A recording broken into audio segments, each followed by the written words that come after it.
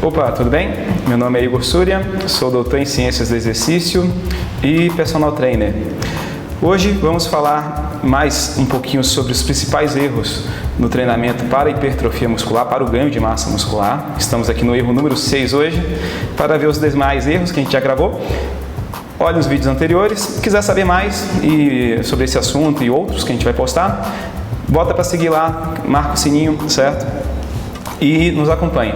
Quiser qualquer referência que eu citei antes lá atrás, ou qualquer coisa que embasa o que eu estou falando aqui, é só mandar lá uma mensagem para o seu e-mail, ou pedir, mandar um direct lá nas outras redes sociais, que eu mando para você o PDF, tá ok? Hoje vamos falar aqui do erro número 6, que é tentar exercitar partes do músculo, certo? Vários erros a gente pode cometer no treino para hipertrofia ao tentar exercitar um pedacinho do músculo, né? Eu acho que o mais famoso e o mais engraçado até é quando a pessoa tenta, que eu queria um exercício que pega esse meiozinho do peito, certo? O músculo do peitoral, no caso aqui, né, ele começa cá, né, e termina mais aqui no meio, ele é nesse sentido, certo? Então, não existe pedacinho aqui no meio, certo? É tudo um só aqui no caso, né? Tem as porções, etc., mas é nesse sentido. Então, agora voltando ao que importa aqui, a gente tem duas formas mais comuns de avaliar se um exercício está pegando mais um músculo ou não, está trabalhando mais um músculo ou não. São elas a eletromiografia e a ressonância magnética, certo? Esses estudos com ressonância, com eletro, os bem conduzidos aí, dão uma ideia, né, do que está sendo utilizado, certo? E é bem interessante você pensar em termos assim de desempenho, de força, etc. Porém, para a hipertrofia talvez não seja a melhor de todas, certo? É muito melhor você tentar observar os estudos, ler os estudos, acompanhar os estudos que trabalham com microlesões, que trabalham com a quantidade de microlesões causadas pelo treino, certo? Principalmente nos estudos com treino mais tensional.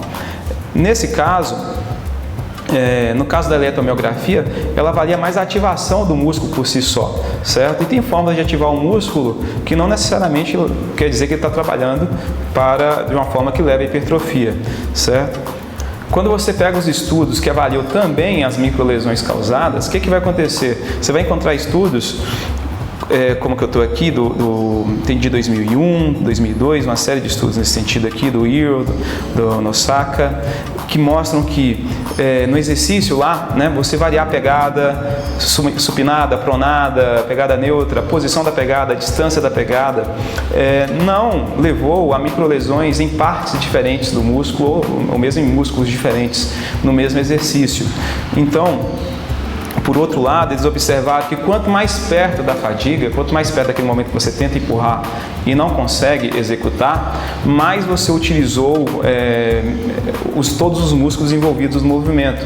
Então, quando você trabalha ali um supino, um movimento de empurrar, que é mais para o peitoral, para o deltoide, para o tríceps, né? A gente já conversou sobre isso. Quanto mais perto da falha você chegar, mais você vai trabalhar muito bem esses três grupamentos musculares. Talvez, se você fizer um pouco mais leve, o músculo que você tem uma coordenação melhor, ou que você tem um desenvolvimento melhor, talvez ele que você vai utilizar para fazer mais esse movimento do que os demais, certo? Então, por isso que é importante você tentar chegar perto da falha ou na falha.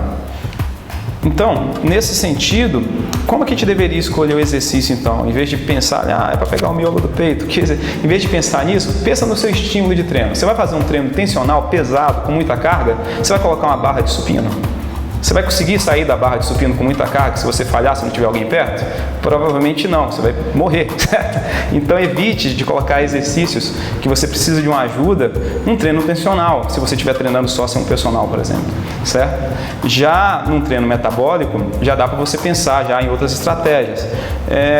Outra coisa que você tem que olhar também é o método que você está utilizando, né? Se você for fazer uma série de drop sets, que é aquele momento onde você termina de fazer uma série, baixa o peso, né? Tira peso, faz outra, tira o peso, faz outra.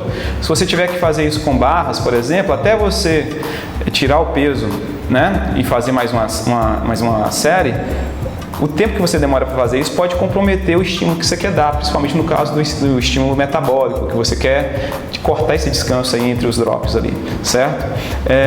Talvez seja mais adequado nesse caso fazer um rest pause, que você só guarda a barra lá, descansa uns 15 segundos e e vai, certo?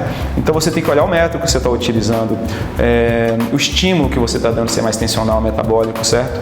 Muito mais do que se o exercício tal, se a pegada mais aberta vai pegar a cabeça X do bíceps ou não, ok? Até porque muitas vezes não tem diferença nenhuma nos estudos, e sim a forma que você trabalha, a intensidade. Então, com relação ao erro número 6 aí, tentar exercitar partes específicas do músculo, é isso. Um abraço.